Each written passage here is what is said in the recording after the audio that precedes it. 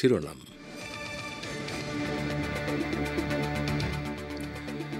মার্কিন president Donald Trump ইরানের সঙ্গে আলোচনায় বসার যে আগ্রহ প্রকাশ করেছেন তা প্রত্যাখ্যান করলেন ইরানের সর্বোচ্চ নেতা আয়াতুল্লাহিল উজমা খামেনেই। ইরানের পরমাণু স্থাপনাগুলোতে হামলা হলে পারস্য উপসাগরীয় দেশগুলো 3 দিনের মধ্যে পানি শূন্য হয়ে যাবে হুঁশিয়ারি দিলেন কাতারের পররাষ্ট্রমন্ত্রী।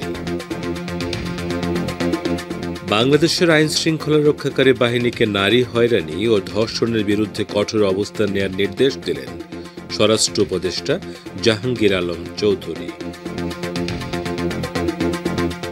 এবং বাংলাদেশ ও ভারতের সামরিক বাহিনীর মধ্যে সম্পর্ক শক্তিশালী এবং দুদেশের বাহিনী নিয়মিত নোট বিনিময় করে জানালেন ভারতীয় সেনাপ্রধান উপেন্দ্র দ্বিবেদী।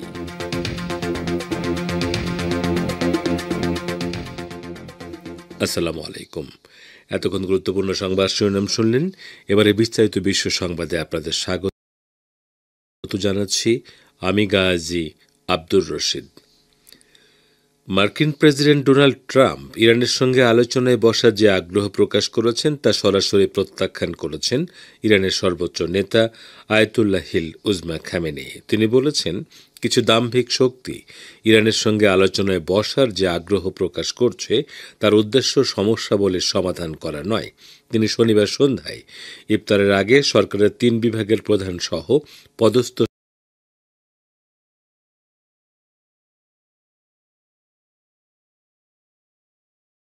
সামরিক ও বেসামরিক কর্মকর্তাদের এক সমাবেশে ভাষণ দিচ্ছিলেন। সর্বোচ্চ নেতা বলেন, কিছু দাম্ভিক সরকার আলোচনায় বসার জন্য যে চাপাচাপি করছে তার উদ্দেশ্য সমস্যার সমাধান করা নয়, বরং তারা তাদের নিজেদের আশা আকাঙ্ক্ষা চাপিয়ে দেওয়ার লক্ষ্যে আলোচনায় বসতে চায়। আয়াতুল্লাহিল উজমা খামেনেই সাফ জানিয়ে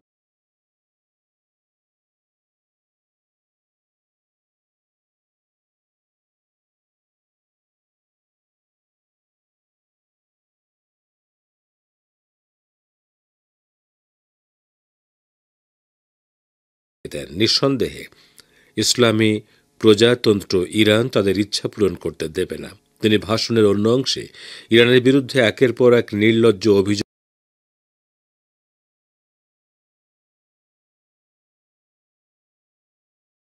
উত্থাপনের করার জন্য ইউরোপীয় দেশগুলোর তীব্র সমালোচনা করে বলেন, ইরান তার পরমাণু প্রতিশ্রুতিগুলো রক্ষা করেনি বলে তারা যে দাবি করে তা।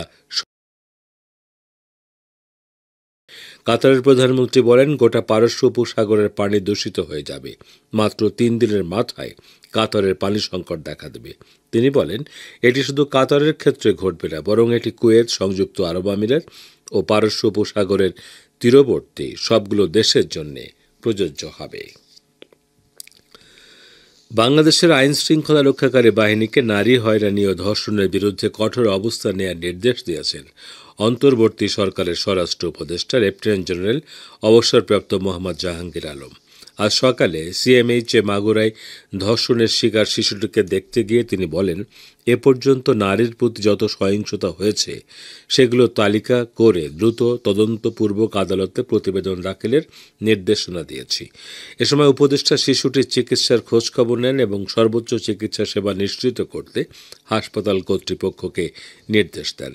স্বরাষ্ট্র উপদেষ্টা বলেন, মাগুরায় 8 বছরের শিশুকে ধর্ষণ হত্যা চেষ্টা মামলায় মাগুরা সদর থানায় 4 জনকে আসামি করে মামলা দায়ের করা হয়েছে এবং মামলার এজাহারভুক্ত 4 আসামিকে পুলিশ গ্রেপ্তার করেছে। দোষীরা যেন কোনোভাবেই ছাড়া না পায় সে বিষয়ে স্বরাষ্ট্র মন্ত্রণালয় সোচ্চার রয়েছে। এদিকে নারীর প্রতি সহিংসতার বিরুদ্ধে প্রতিবাদ সমাবেশ করেছেন ঢাকা বিশ্ববিদ্যালয়ের শিক্ষক শিক্ষার্থীরা। আজ সকাল 11টার দিকে বিশ্ববিদ্যালয়ের অপরাজেয় বাংলার পাদদেশে এই সমাবেশ করেন তারা। একই সঙ্গে বিশ্ববিদ্যালয়ের বিভিন্ন বিভাগের শিক্ষার্থীরাও ক্যাম্পাসে প্রতিবাদ মিছিল ও মানববন্ধন করেছে। সে সময় তাদের ধর্ষণ ও নারী নিপীড়ন বিরোধী বিভিন্ন স্লোগান দিতে দেখা যায়। দেশের বিভিন্ন স্থানে ধর্ষণের ঘটনার প্রতিবাদে শনিবার মধ্যরাতেও ঢাকা বিশ্ববিদ্যালয় সহ 3 বিশ্ববিদ্যালয়ের শিক্ষার্থীরা বিক্ষোভ মিছিল করেছেন। তারা ধর্ষণের ঘটনার সুষ্ঠু তদন্ত ও দ্রুত সময়ের মধ্যে দোষীদের সর্বোচ্চ শাস্তি কার্যকর করার দাবি জানান।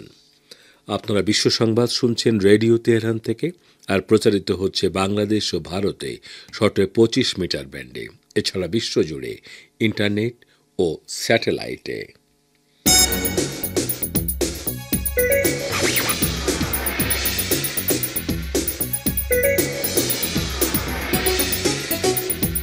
রেডিও তেহরান, খবরের সঙ্গে 24 ঘন্টা।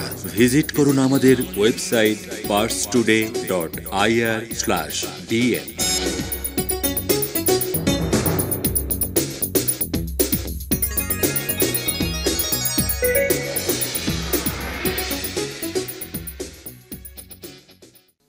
আবারও ফিরে এলাম বিশ্ব সংবাদে। ভারতীয় সেনাপ্রধান জেনারেল উপেন্দ্র দ্বিবেদী বলেছেন, বাংলাদেশ সরকার পরিবর্তনের ফলে ভারতের সঙ্গে ঢাকার সম্পর্কের পরিবর্তন আসতে পারে। বাংলাদেশ ও ভারতের সামরিক বাহিনীর মধ্যে সামরিক সম্পর্ক খুবই শক্তিশালী এবং উভয় দেশের সামরিক বাহিনী নিয়মিতভাবে নোট বিনিময় করে থাকে। শনিবার রাতে এক প্রতিবেদনে এই তথ্য জানিয়েছে ভারতীয় সংবাদ মাধ্যম এনডিটিভি। সংবাদ মাধ্যমটি জানিয়েছে, শনিবার চীন ও পাকিস্তানের প্রতি পরোক্ষ ইঙ্গিত করে সেনাপ্রধান জেনারেল উপেন্দ্র দ্বিবেদী বলেছেন, উভয় দেশের মধ্যে উচ্চমাত্রার যোগসাজশ রয়েছে এবং এটা আমাদের মেনে নিতে হবে।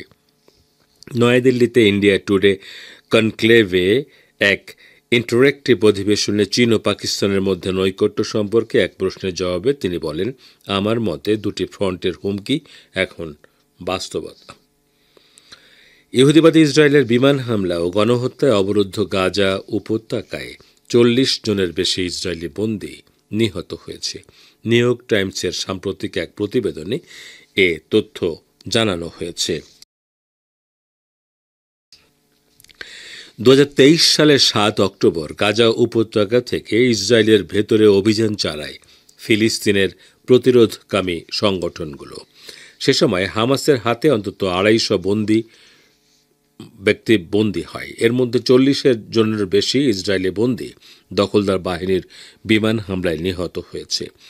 নিউ ইয়র্ক টাইমস পত্রিকার এক বিশ্লেষণে বলা হয়েছে, গাজায় হামাসের হাতে বন্দী থাকা 251 জন ইসরায়েলি সেনা এবং অবৈধ ইহুদি বসতি স্থাপনকারীর মধ্যে 41 জন ইসরায়েলি বোমা হামলা এবং ফ্রেন্ডলি ফায়ারে নিহত হয়।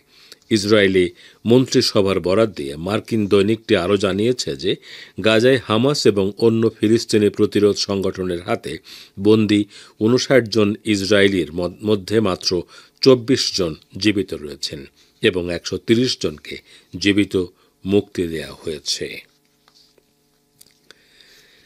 ব্রিটেনের রাজধানী লন্ডনের ওয়েস্টমিনিস্টার প্রাসাদের এলিজাবেথ টাওয়ারের পর্যটন স্পট বিগ বেনে উঠে ফিলিস্তিনের পতাকা উড়ানোয় এক ব্যক্তিকে গ্রেপ্তার করেছে London metropolitan police. British police জানিয়েছে, এক ব্যক্তি শনিবার ভোরে এলিজাবেথ টাওয়ারের বিগ বেনের কয়েক মিটার উপরে উঠে ফিলিস্তিনের একটি পতাকা উড়াচ্ছিলেন এবং ফিলিস্তিনকে মুক্ত করো বলে স্লোগান দিচ্ছিলেন। তবে ওই ব্যক্তি বিগ বেনের চূড়া অবধি উঠতে পারেননি। এই ঘটনার কথা ছড়িয়ে পড়লে শনিবার সকালে ওয়েস্টমিনিস্টার ব্রিজ বন্ধ রাখে কর্তৃপক্ষ। একই সঙ্গে পার্লামেন্ট দর্শনার্থী পরিদর্শনও বাতিল করা হয়। লেবাননের ইসলামী প্রতিরোধ আন্দোলন হিজবুল্লাহর সিরিয়ায় চলমান রক্তক্ষয়ী সংঘর্ষে জড়িত থাকার অভিযোগে দৃঢ়ভাবে প্রত্যাখ্যান করেছে। গতকাল প্রকাশিত এক বিবৃতিতে অভিযোগগুলোকে ভিত্তিহীন বলে মন্তব্য করেছে প্রতিরোধ সংগঠনটি। হিজবুল্লাহর গণমাধ্যম বিভাগের বিবৃতিতে সংবাদ প্রকাশের ক্ষেত্রে সতর্কতা অবলম্বনের পাশাপাশি বিদেশি রাজনৈতিক এজেন্ডা পরিবেশনকারীর অপপ্রচার এড়ানোর আহ্বান জানানো হয়েছে। এতে বলা হয়েছে, কিছু গোষ্ঠী সিরিয়ায় সংঘটিত ঘটনাবলিতে হিজবুল্লাহর নাম জড়াচ্ছে এবং সেখানে চলমান সংঘাতের একটি পক্ষ হিসেবে হিজবুল্লাহকে অভিযুক্ত করছে। হিজবুল্লাহ দৃঢ়ভাবে ভিত্তিহীন অভিযোগ অস্বীকার করে।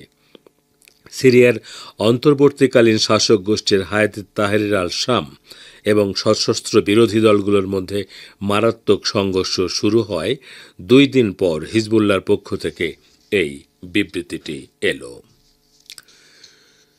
মুক্তি পেয়েছেন দক্ষিণ কোরিয়ার অভিশংসিত প্রেসিডেন্ট ইউন সুক ইউল। শনিবার তাকে মুক্তি দেওয়া হয়েছে। এর একদিন আগে আদালত তার বিরুদ্ধে গ্রেপ্তারি পরোয়ানা বাতিল করে। ফরাসি বার্তা সংস্থা এএফপি জানিয়েছে, প্রক্রিয়াগত কারণে আদালতে ইউন সুক ইউলের গ্রেপ্তারি পরোয়ানা বাতিল ঘোষণা করা হলেও তার সামরিক আইন জারির বিষয়ে তদন্ত চলমান থাকবে। চলতি বছরের জানুয়ারিতে অভিযান চালিয়ে ইউনকে আটক করা হয়। তার বিরুদ্ধে অভিযোগ ছিল গত ৩ ডিসেম্বর তিনি বেসামরিক শাসন বিঘ্নিত করার চেষ্টা করেছেন। মুক্তি পাওয়ার পর ইউন আটক কেন্দ্র থেকে হাসিমুখে বেরিয়ে আসেন এবং সমর্থকদের সামনে মাথা ঝুঁকিয়ে কৃতজ্ঞতা প্রকাশ করেন। তো শ্রোতা বন্ধুরা, আমাদের নিউজ ডেস্কে এখনকার মতো এই ছিল সর্বশেষ খবর। এতক্ষণ আমাদের সাথে থাকার জন্য অনেক অনেক ধন্যবাদ।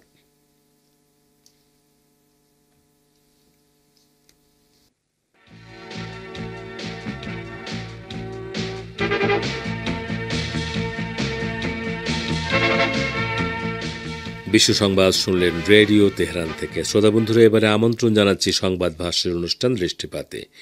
ভিয়েতনাম যুদ্ধের সময় মার্কিন সামরিক বাহিনী এজেন্ট অরেঞ্জ নামে একটি শক্তিশালী ভেষজ নাশক রাসায়নিক ব্যবহার করেছিল।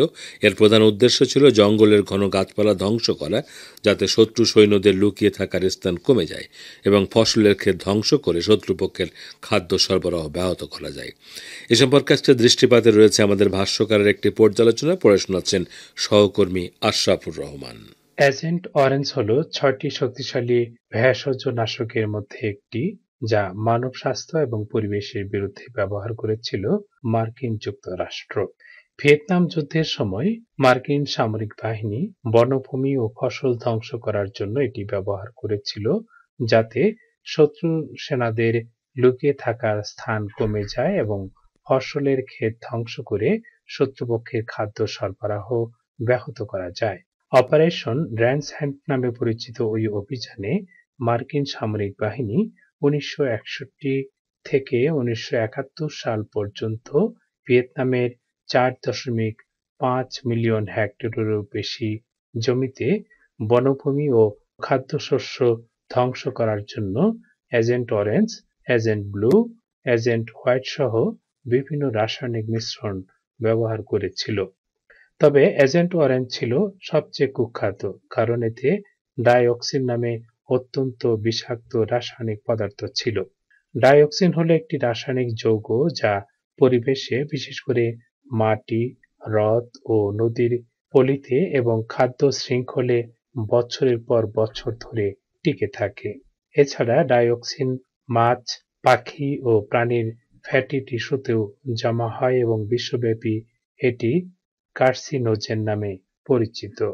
ডাইঅক্সিন স্বল্পমেয়াদী সংস্পর্শে লিভারের সমস্যা এবং ক্লোরাস নামক ব্রণের মতো তীব্র ত্বকের অসুখ দেখা দিতে পারে।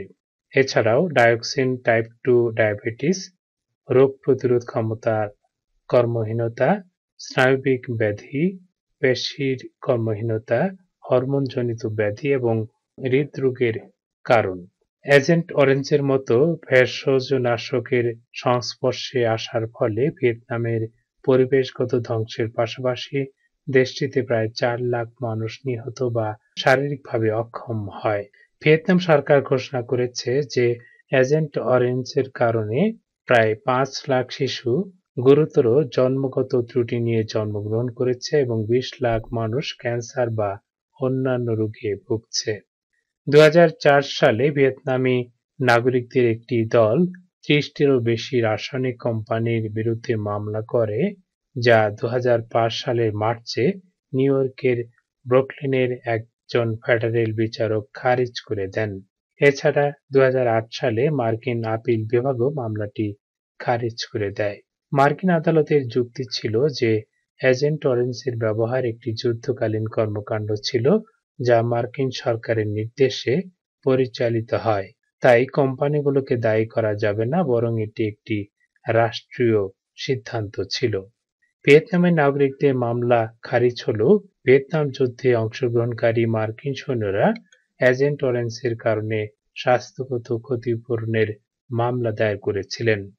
১৯৮৪ সালে মার্কিন কোম্পানিগুলোর সাথে একটি আউট অফ কোর্ট সমঝোতা হয়, যেখানে কোম্পানিগুলো $১৮০ মিলিয়ন ক্ষতিপূরণ দিতে সম্মত হয়। ওই তহবিল মার্কিন সৈন্যদের স্বাস্থ্যগত চিকিৎসা ও সহায়তার জন্য ব্যবহার করা হয়। আপনারা রেডিও তেহরানের অনুষ্ঠান